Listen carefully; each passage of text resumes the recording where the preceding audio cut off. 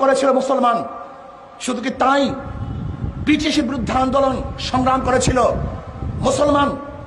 আপনারা জানেন 1803 সালে যখন দিল্লি দখল করে ব্রিটিশ, বুখারীর 10 থেকে শাহ ওয়ালিউল্লাহ মুহাদ্দিস দিলবি রহমাতুল্লাহ আলাইহির বড় সন্তান শাহ আব্দুল আজিজ সাহেব রহমাতুল্লাহ আলাইহি ঘোষণা দিয়েছিলেন, আজকে পাক ভারত উপমহাদেশ দারুল ইসলাম নয়, দারুল হরব, এদের বিরুদ্ধে আন্দোলন করা প্রত্যেকটা মানুষের জন্য ফরজে আইন। সেই ঘোষণার প্রেক্ষিতে ভারতের বিরুদ্ধে, ব্রিটিশের বিরুদ্ধে আন্দোলন করতে গিয়ে সর্বোচ্চ জীবনের কুরবানি দিয়েছিল মুসলমান।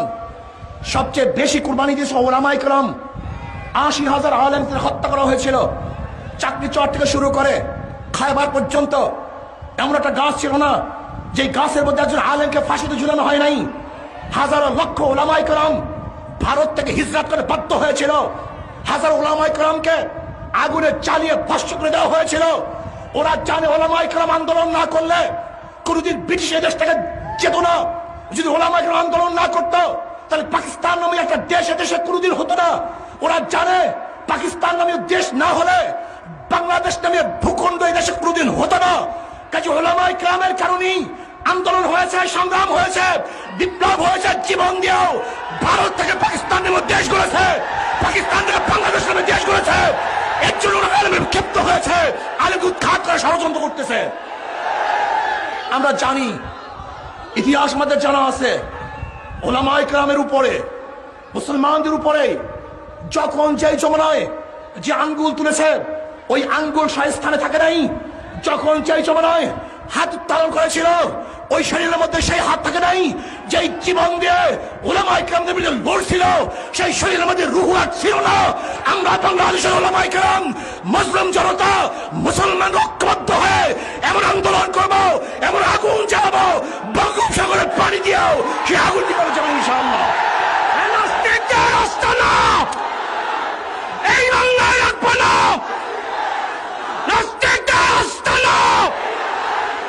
এই বাংলায় রাখবো না। প্রিয় ভাইয়ের আমার, আজকে ওলামায়ে কেরামকে ধর্ম ব্যবসায়ী বলবে। যুক্তি কি? আলুর ব্যবসায়ীকে আলুর ব্যবসায়ী বলা হয়, চাউল ব্যবসায়ীকে চাউল ব্যবসায়ী বলা হয়। এদের জ্ঞানের অবস্থা কি দেখেছেন?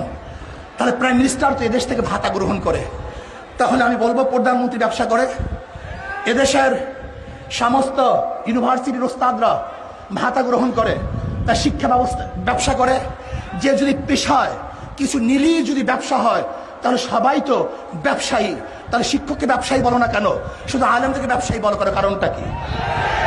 আসলে আমরা ব্যবসায়ী নয়, বরং ওরা যে অবৈধ ব্যবসা শুরু করেছে ওলামায়ে কেরাম তা বাধা দেয়, বিধায় ওদের ব্যবসার ক্ষতি হওয়ার কারণেই ওলামায়ে কেরামকে ব্যবসায়ী বলে। ওরা চায় এদেশের সমস্ত যুবক যুবতী লিপ্তকে দাঁড় করুক, অন্যভাবে মদ খেয়ে সাগরের পাড়ে ওরা আড্ডা মারুক। ওরা চায় ঘরে ঘরে মদ ঢুকুক। ওরা চায় বাংলাদেশে ইসলামকে চিরতরে বিদায় দেবে।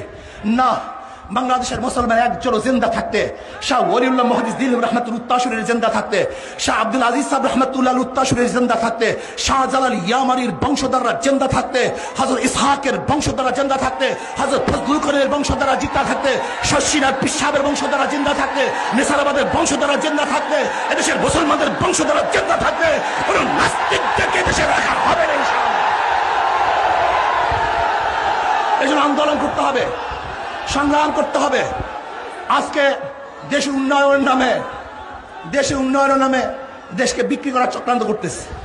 এক পিকে হালাদার 10,000 কোটি টাকার উপরে লুটপাট করেছে। আপনি দেখেন, মাত্র 10 বছরে 7 লক্ষ কোটি টাকার উপরে এদেশ থেকে পাচার হয়েছে। সবচেয়ে বড় দুর্নীতি। এই দুর্নীতি থেকে মানুষকে বাঁচানোর জন্য আপনাকে সচেতন হতে হবে, আন্দোলন করতে হবে, সংগ্রাম করতে হবে ইনশাআল্লাহ। যখন আপনাদেরকে আমাদের আমি ডাক দিবেন, যে অবস্থায় থাকুন না কেন, সবাই ইনশাআল্লাহ মাঠে ঝাঁপিয়ে পড়তে রাজি আছেন ইনশাআল্লাহ। আল্লাহ আমাকে এবং আমাদের সবাইকে কবুল করে নেন। আসসালামু আলাইকুম।